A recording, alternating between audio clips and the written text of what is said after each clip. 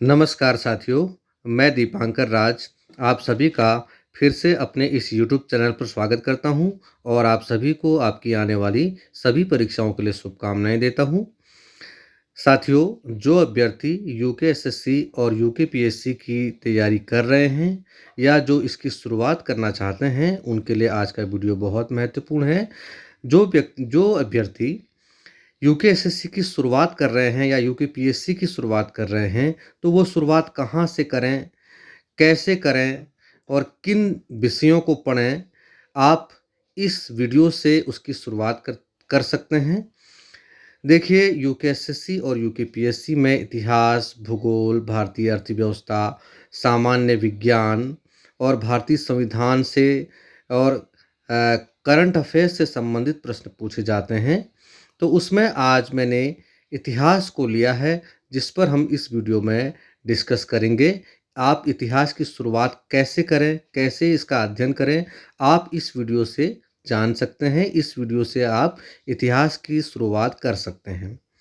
यहाँ यह अध्ययन सामग्री मैंने ल्यूसेंट की पुस्तक से ली है।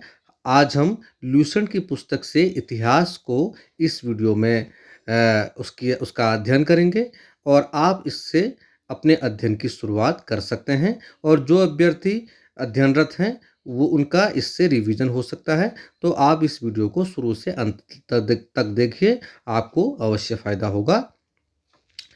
तो मैं यहाँ किसी सेंटेंस को रिपीट नहीं करूँगा। अगर आपको रिपीट वर्जन देखना है तो आप दोबारा वीडियो को देख सकते हैं, ठीक है। तो मैं इसकी शुरुआत करता हूँ। यहाँ देखिए आप, इतिहास। तो इतिहास का जो हिस्सा है, सबसे पहले भारतीय इतिहास हम देख रहे हैं। भारतीय इतिहास को हम देखेंगे तो भारत के इतिहास की शुरुआत हम कहाँ से करते हैं। देखिए, भारत का इतिहास आप देखिए, तो इसमें हम देखेंगे, मैं इसकी शुरुआत कर रहा हूँ, आप इसको ध्यान से सुनिएगा, ध्यान से इसको देखिएगा। तो उत्तर में हिमालय से लेकर दक्षिण में समुद्र तक फैला यह उपमहाद्वीप भारतवर्ष के नाम से ज्ञात है, जिसे महाकाव्य तथा पुराणों में भारतवर्ष अर्थात भरतों का देश तथा यहाँ के निवासियों को भारतीय अर्थात भरत की संतान कहा गया है, ठीक है। भरत एक प्राचीन कबीले का नाम था, ध्यान दीजिएगा। भरत एक प्राचीन कबीले का नाम था। प्राचीन भारतीय अपने देश को जम्बूद्वीप अर्थात जम्बू कोष्टक में जामुन वृक्षों का द्वीप कहते थे। प्राचीन ईरानी इसे सिंधु नदी के नाम से जोड़ते थे, जिस वे जिसे वे जिसे वे सिंधु न कहकर हिंदू कहते थे, ठीक है। प्राचीन ईरानी इसे सिंधु नदी के नाम से जोड़ते थे, जिसे वे सिंधु न कहकर हिंदू कहते थे।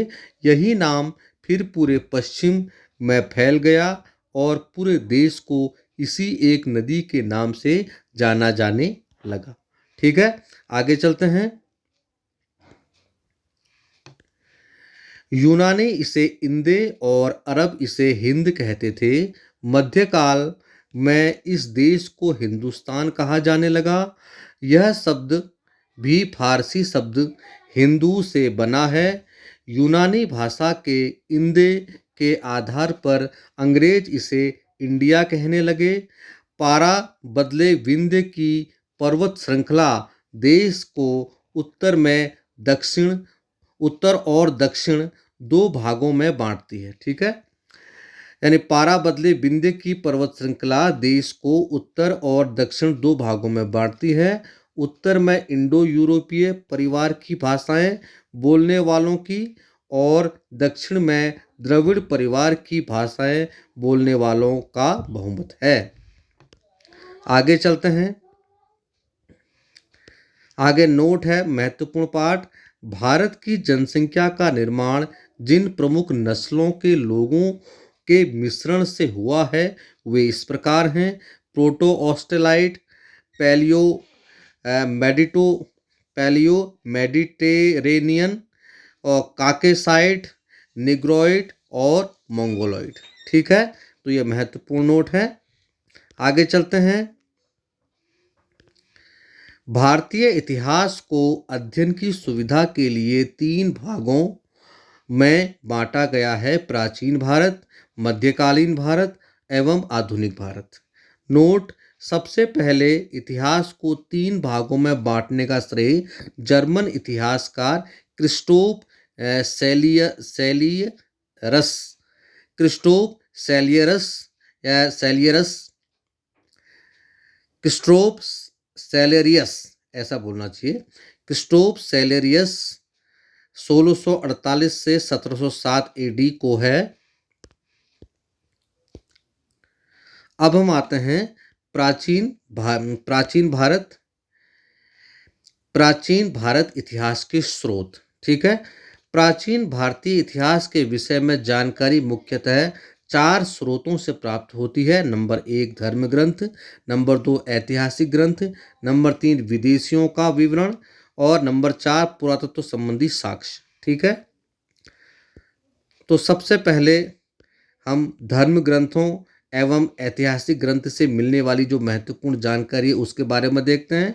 भारत का सर्वप्राचीन धर्म ग्रंथ वेद है, जिसके संकलनकर्ता महर्षि कृष्णद्वैपायन वेद व्यास को माना जाता है। महत्वपूर्ण पॉइंट है, भारत का सर्वप्राचीन धर्म ग्रंथ वेद है, जिसके संकलनकर्ता महर्षि कृष्णद्वैपायन वेद व्यास को माना जाता है।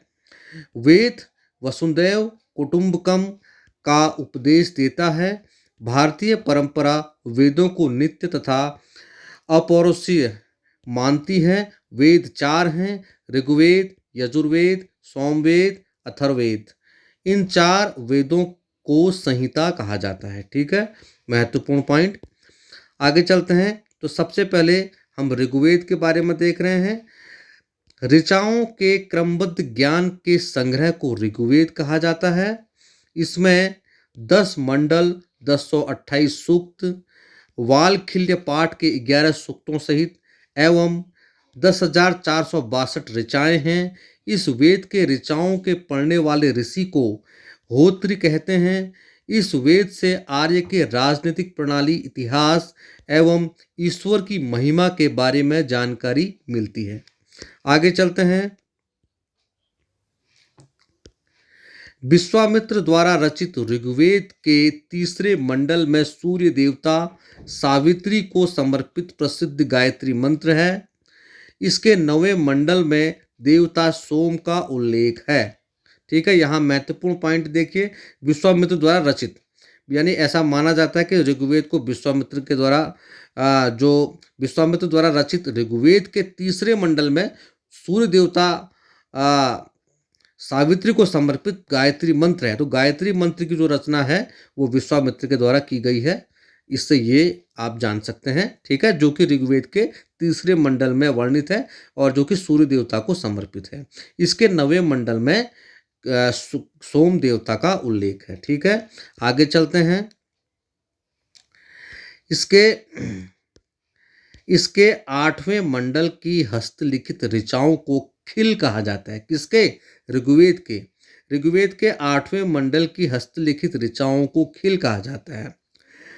चातुर्वर्ण समाज की कल्पना का आदि स्रोत ऋग्वेद के 10वें मंडल में वर्णित पुरुष सूक्त है, जिसके अनुसार 4 वर्ण ब्राह्मण, क्षत्रिय, वैश्य तथा शूद्र आदि पुरुष ब्रह्मा के क्रमशः मुख, भुजाओं, जंघाओं और चरणों से उत्पन्न हुए। ठीक है, तो सबसे पहले जो चातुर्वर्ण समाज की कल्पना का जो आदि स्रोत है वो ऋग्वेद का 10वें मंडल में वर्णित पुरुष सूक्त है, जिसके अनुसार 4 वर्ण ब्राह्मण, क्षत्रिय, वैश्य तथा शूद्र आदि पुरुष ब्रह्मा के क्रमशः मुख, भुजाओं, जंघाओं और चरणों से उत्पन्न हुए। ठीक है, आगे चलते हैं। देखिए, मैं यहाँ सेंटेंस यानी वाक्यों को मैं दोहरा नहीं रहा हूँ, क्योंकि आप दोहराने के लिए दोबारा इसको देख सकते हैं, जिससे कि हम कम समय में अधिक कंटेंट हम कवर कर सकेंगे। ठीक है, आगे चलते हैं। ऋग्वेद के कई परिच्छेदों में प्रयुक्त अधन्य शब्द का संबंध गाय से है। ठीक है, कहीं अघन्य है या अधन्य दिख रहा है, तो अधन्य शब्द का संबंध गाय से है। ऋग्वेद के कई परिच्छेदों में प्रयुक्त अघन्य शब्द का संबंध गाय से है। नोट: धर्मसूत्र चार प्रमुख जातियों की स्थितियों, व्यवसायों, दायित्वों, कर्तव्यों तथा विशेषाधिकारों में स्पष्ट विभेद करते हैं। कौन? धर्मसूत्र। ठीक है, आगे चलते हैं। अब हम देखते हैं ईसा पूर्व एवं ईस्वी, इसके बारे में देखते हैं। ईसा पूर्व और ईस्वी क्या है? वर्तमान में प्रचलित ग्रेगोरियन कैलेंडर, ईसाई कैलेंडर जिसे कहते हैं, ईसाई कैलेंडर ओब्लिक जूलियन कैलेंडर, ईसाई धर्मगुरु ईसा मसीह के जन्म वर्ष कल्पित पर आधारित है। ईसा मसीह के जन्म के पहले के समय को ईसा पूर्व यानी BC, before Christ, before the birth of Jesus Christ कहा जाता है। और ईसा पूर्व में वर्षों की गिनती उल्टी दिशा में होती है, जैसे महात्मा बुद्ध का जन्म 563 ईसा पूर्व में एवं मृत्यु 483 ईसा पूर्व में हुआ। ठीक है, यानी ईसा मसीह के जन्म के 563 वर्ष पूर्व महात्मा बुद्ध का जन्म एवं 483 वर्ष पूर्व मृत्यु हुई। ठीक है, आगे चलते हैं।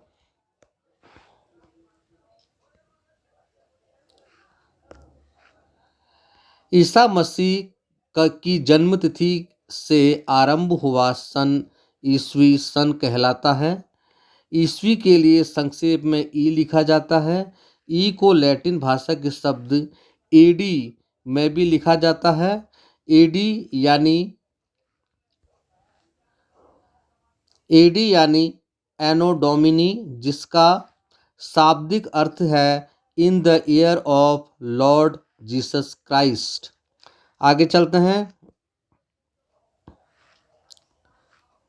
वामनावतार के 3 पगों के आख्यान का प्राचीनतम स्रोत ऋग्वेद है। यानी जो विष्णु के वामन अवतार के 3 पगों का जो आख्यान का जो स्रोत है वो ऋग्वेद है। ऋग्वेद में इंद्र के लिए 250 तथा अग्नि के लिए 200 ऋचाओं की रचना की गई है। महत्वपूर्ण पॉइंट, ऋग्वेद में इंद्र के लिए 250 तथा अग्नि के लिए 200 ऋचाओं की रचना की गई है। आगे चलते हैं। नोट: प्राचीन इतिहास के साधन के रूप में वैदिक साहित्य में ऋग्वेद के बाद शतपथ ब्राह्मण का स्थान है। आगे चलते हैं। अब हम आते हैं यजुर्वेद पर आते हैं। यजुर्वेद के बारे में देखते हैं। यजुर्वेद सस्वर पाठ के लिए मंत्रों तथा बलि के समय अनुपालन के लिए नियमों का संकलन यजुर्वेद कहलाता है। इसके पाठकर्ता को अध्वर्यु कहते हैं। ठीक है, अध्वर्यु यानी सस्वर पाठ के लिए मंत्रों तथा बलि के समय अनुपालन के लिए नियमों का संकलन यजुर्वेद कहलाता है। इसके पाठकर्ता को अध्वर्यु कहते हैं। यजुर्वेद में यज्ञों के नियमों एवं विधि विधानों का संकलन मिलता है। इसमें बलिदान विधि का भी वर्णन है।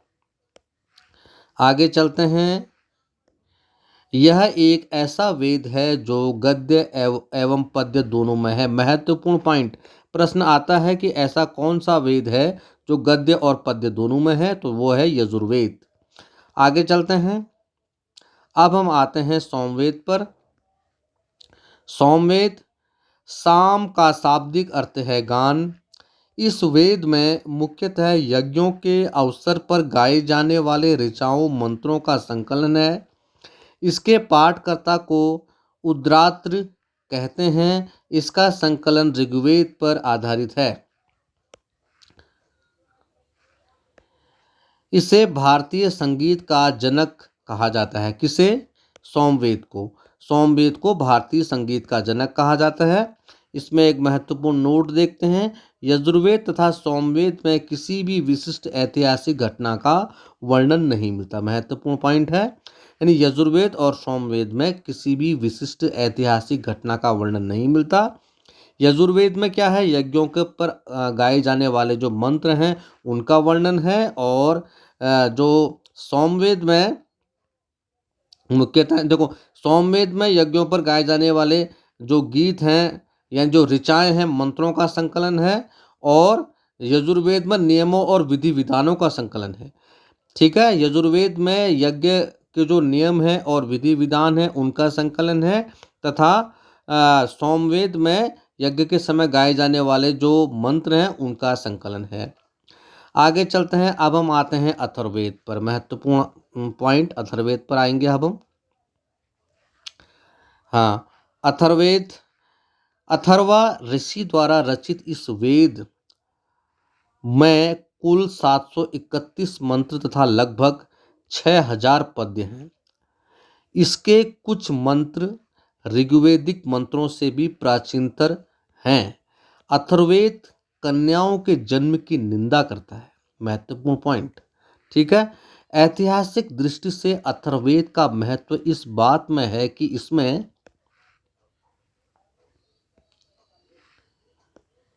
सामान्य मनुष्यों के विचारों तथा अंधविश्वासों का विवरण मिलता है। पृथ्वी सूक्त अथर्ववेद का प्रतिनिधि सूक्त माना जाता है। इसमें मानव जीवन के सभी पक्षों, गृह निर्माण, कृषि की उन्नति, व्यापारिक मार्गों का गहन खोज, रोग निवारण, समन्वय, विवाह तथा प्रणय गीतों, राजभक्ति, राजा का चुनाव, बहुत से वनस्पतियों एवं औषधियों, साप, वशीकरण, प्रायश्चित, मातृभूमि, महात्म्य आदि का विवरण दिया गया है। कुछ मंत्रों में जादू टोने का भी वर्णन है। ठीक है, आगे चलते हैं।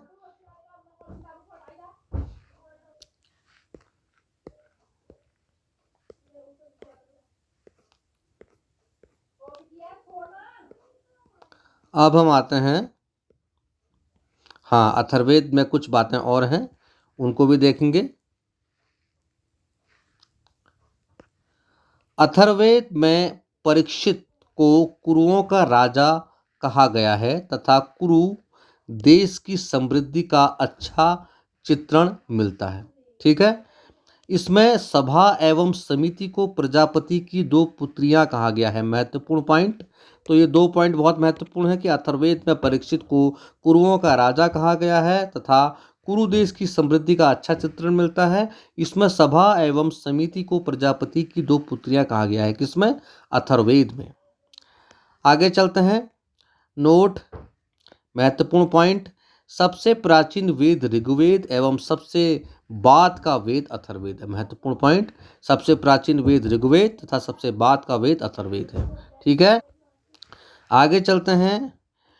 वेदों को भली भांति समझने के लिए 6 वेदांगों की रचना हुई। ये हैं शिक्षा, ज्योतिष, कल्प, व्याकरण, निरुक्त और छंद। ठीक है, वेद के बाद आते हैं वेदांग। तो इनको भली भांति समझने के लिए 6 वेदांगों की रचना हुई।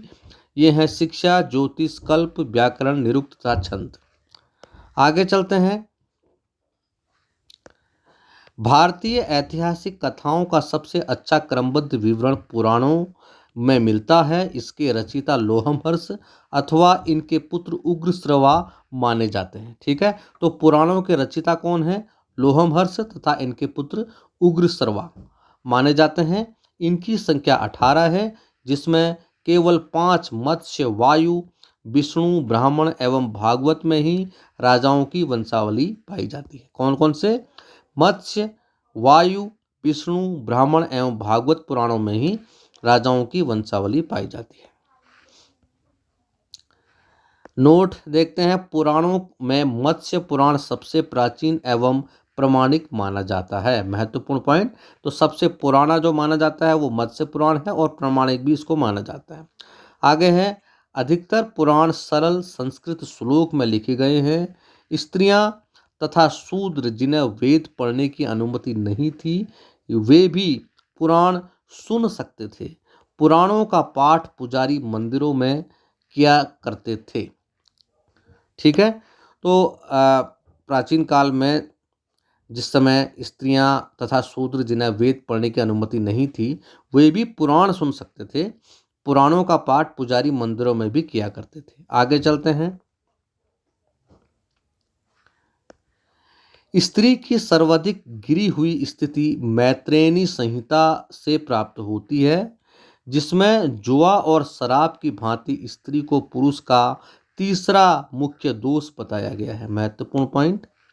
तो स्त्री की सर्वाधिक गिरी हुई स्थिति मैत्रेयनी संहिता से प्राप्त होती है, जिसमें जुआ और शराब की भांति स्त्री को भी पुरुष का तीसरा मुख्य दोष बताया गया है। आगे चलते हैं।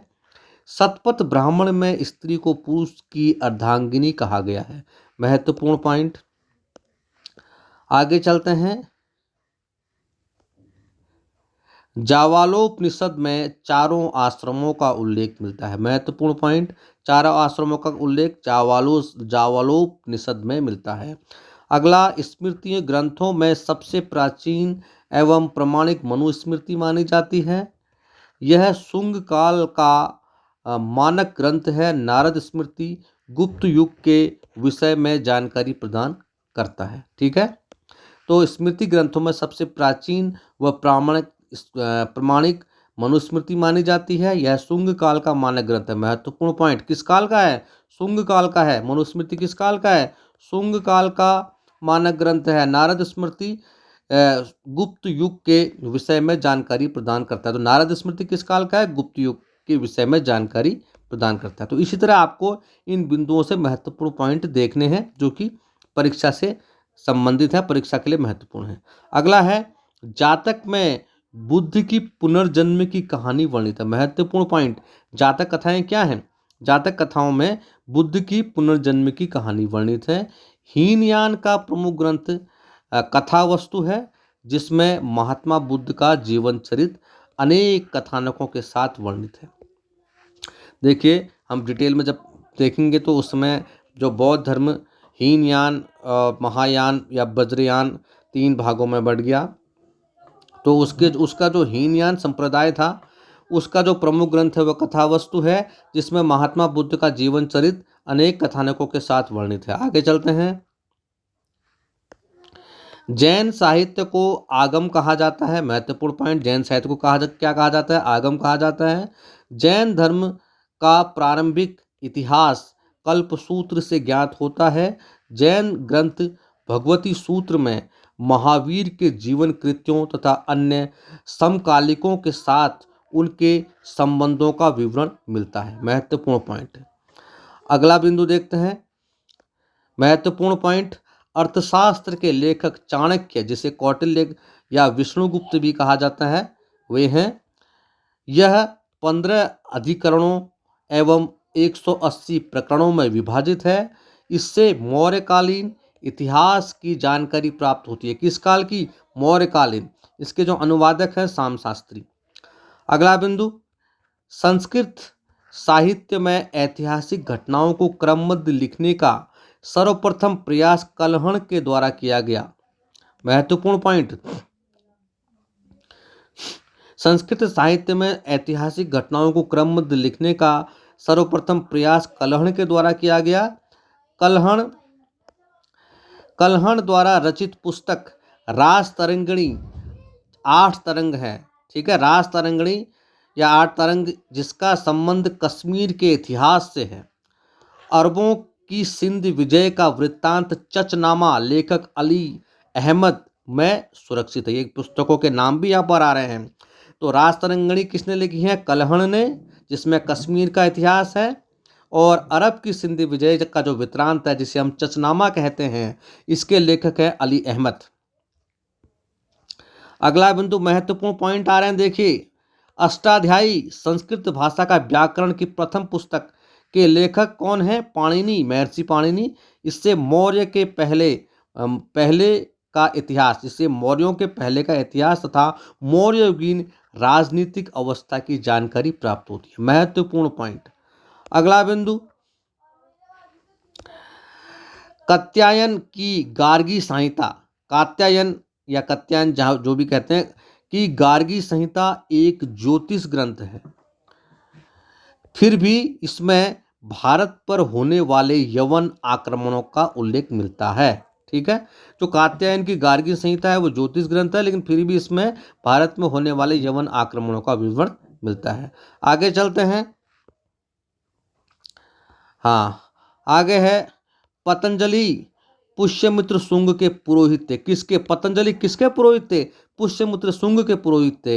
इनके महाभाष्य से शुंगों के इतिहास का पता चलता है। तो पतंजलि ने क्या लिखा? महाभाष्य लिखा, और जिसमें शुंगों के इतिहास का वर्णन भी है। ठीक है, आगे चलते हैं। अब है विदेशी यात्रियों से मिलने वाली प्रमुख जानकारी। सबसे पहले यूनानी रोमन लेखक। तो यूनानी रोमन लेखक, इसके बारे में देखते हैं। सबसे पहले टेसियस, यह ईरान का राजवैद्य था। भारत के संबंध में इसका विवरण आश्चर्यजनक कहानियों से परिपूर्ण होने के कारण अविश्वसनीय है। ठीक है, अगला है हेरोडोटस। इसे इतिहास का पिता कहा जाता है। महत्वपूर्ण पॉइंट, इतिहास का पिता या इतिहास का जनक किसको कहा जाता है? हेरोडोटस को कहा जाता है। इसने अपनी पुस्तक हिस्टोरिका में 5वीं शताब्दी ईसा पूर्व के भारत फारस ईरान के संबंध का वर्णन किया है, परंतु इनका विवरण भी अनुश्रुतियों एवं अफवाहों पर आधारित है। ठीक है, प्रमाणिक नहीं है। अगला बिंदु देखते हैं। सिकंदर के साथ आने वाले लेखकों में नियार्कस,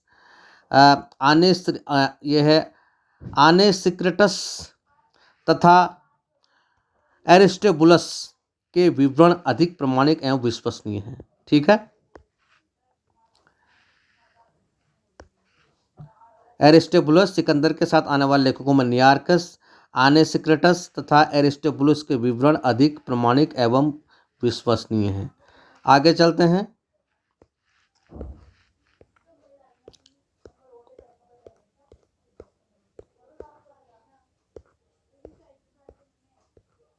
हाँ, अब महत्वपूर्ण आ रहा है।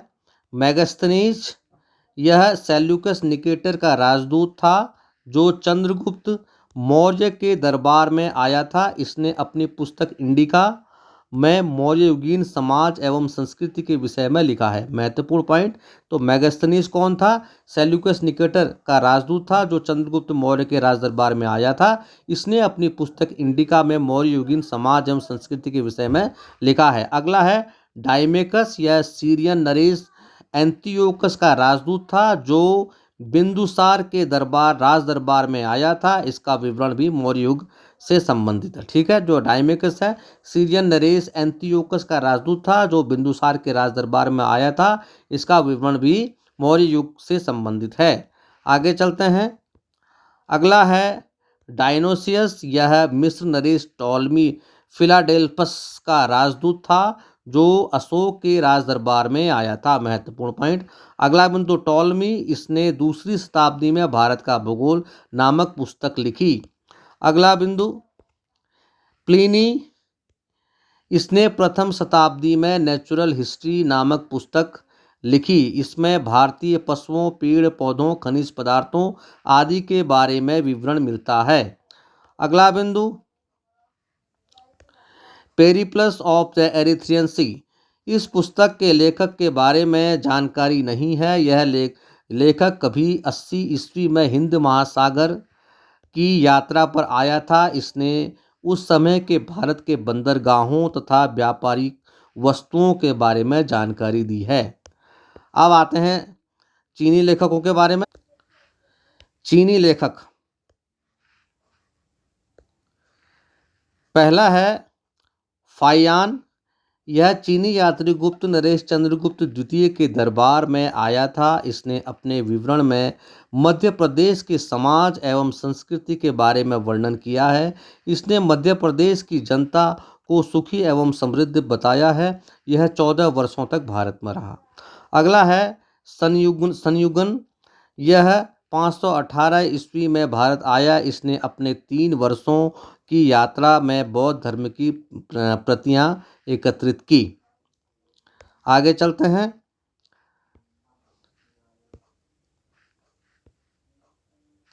अगला है ह्वेनसांग। यह हर्षवर्धन के शासनकाल में भारत आया था। ह्वेनसांग 629 ईस्वी में चीन से भारतवर्ष के लिए प्रस्थान किया और लगभग 1 वर्ष की यात्रा के बाद सर्वप्रथम वह भारतीय राज्य कपिसा पहुंचा।